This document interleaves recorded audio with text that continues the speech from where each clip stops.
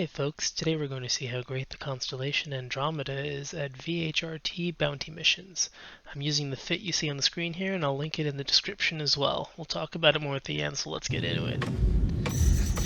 All this footage was filmed on a low population server with about 20 people in it, so the AI does a good job of fighting back with missiles and things. We're starting off with the easiest possible targets, so we've got 3 wardens here. They're slow and they don't typically land a ton of DPS. You just have to watch for their missiles and avoid them with a couple of decoys like I keep doing. I was a bit careless with the piloting here. If I'd slowed down a bit more, I'd get easier shots at the targets instead of having to keep turning around.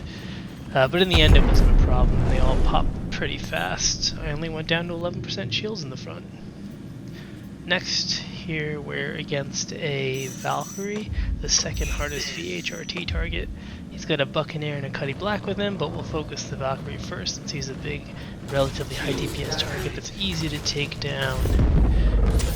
We're not able to take down anyone else before having to turn around, but once we get the Cuddy into our sights, I think they're going to go down pretty fast.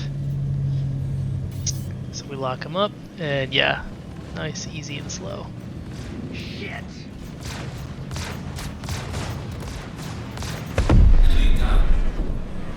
So now that I'm going after the buck, I know I have more than enough shots to take him down, so I put my capacitor to shields to start recharging.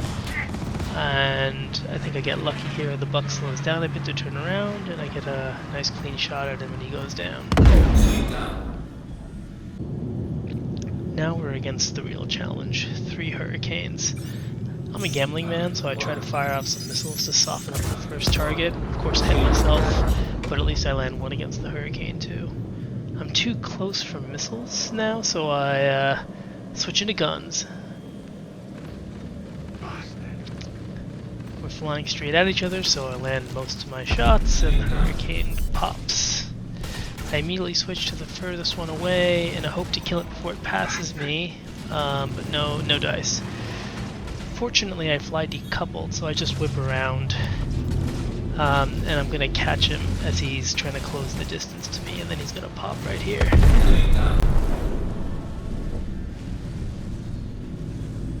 Hurricanes are usually really good at jousting because they have a ton of DPS and they're really tanky, but that backfires when they're no longer the biggest and baddest kid on the playground. So I see my front shields were pretty low, so I raised my limiter and started pulling away to give myself some distance and give my shields a chance to recharge. Also gives me a chance to hopefully get another nice clean shot at this guy as he jousts me, but he just rams into me instead. Keep my cap on full shield since my guns have more than enough ammo to take the Hurricane down as long as I don't waste my shots. And yep, able to finish him off right there with shots to spare. After that, taking out 3 Hurricanes on a low pop server, I got an external camera just to kind of like check all my body parts to make sure everything's still there. And yeah, fortunately, haven't really taken much damage at all, even after he tried to ram into me. And also checking to see how many people we got. Only 15 active, 21 total on the server. Now we're against 2 Valks and a Warden. The incoming DPS can be pretty high since this is a low pop server, but there are no Hurricanes, so we should be able to dispatch them pretty quickly.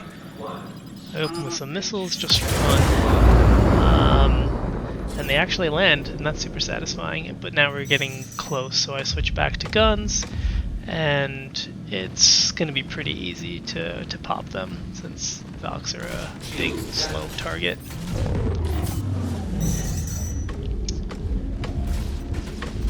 Rinse and repeat, ×2, and then this Warden is basically at max range, so I get plenty of time to land a bunch of shots on him too. Just keep spamming out decoys against all the missiles and we're good. In this last one I decide to have some fun and try some missile spam. I've got marksman missiles on the ship right now, which is what the default loadout is, but you can do well with pretty much anything. For size 1s, I usually prefer the Sparks, which are cross-section missiles, and the Pioneers, which are EM missiles. I find both of those tend to track a little bit better and seem to hit more often for me. But yeah, same kind of thing as before. Just keep spamming missiles at the targets until we get too close, which is going to happen right about here. Oh, finishing off that one basically made all the asteroids load in, so transport us to the universe. We get one missile shot at this next target before we have to swap to guns.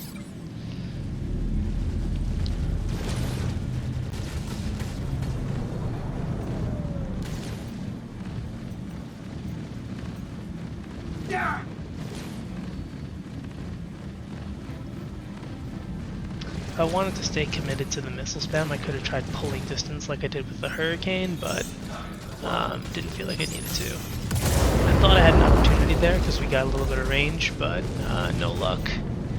And I accidentally sort of screwed myself by burning through the rest of my shield without finishing off the target or recharging my energy ammo. So you can see as I finish that guy off, I have no front shields left. But this is where you see another strength of the Connie. It has plenty of hull HP, so you can take a few shots. After a little while, I decide to stop trying to recharge my shield when I figure out that I'm not going to be able to get away from the Warden on a low pop server, and so I just put the cap all back to weapons and just burst him down as well as I can.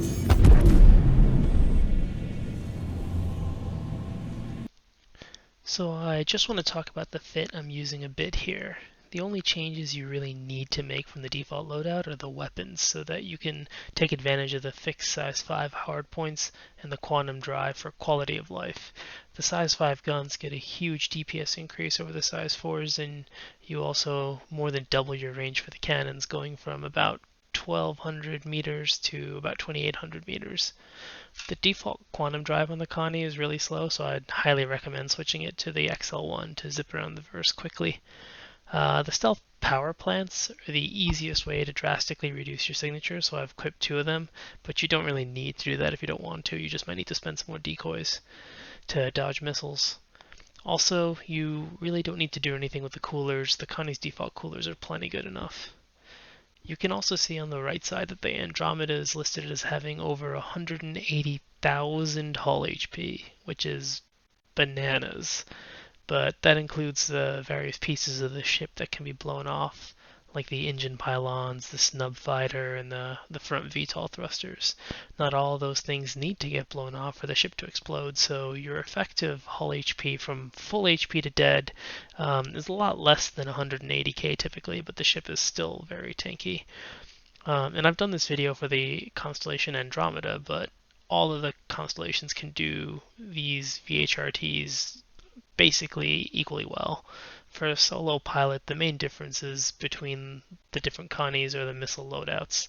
The Aquila, which is the exploration version, and the Taurus, which is the hauling version, they both have the size 2 missiles, but no size 1s. And the Phoenix, which is the luxury version, has the size 1 missiles, but not the size 2s. There's also differences in which turrets the different versions gets, but as you can see, you don't really need a gunner to do the VHRTs. Anyway, if you've made it this far, thanks for watching. I hope you enjoy the Connie as much as I do. Cheers!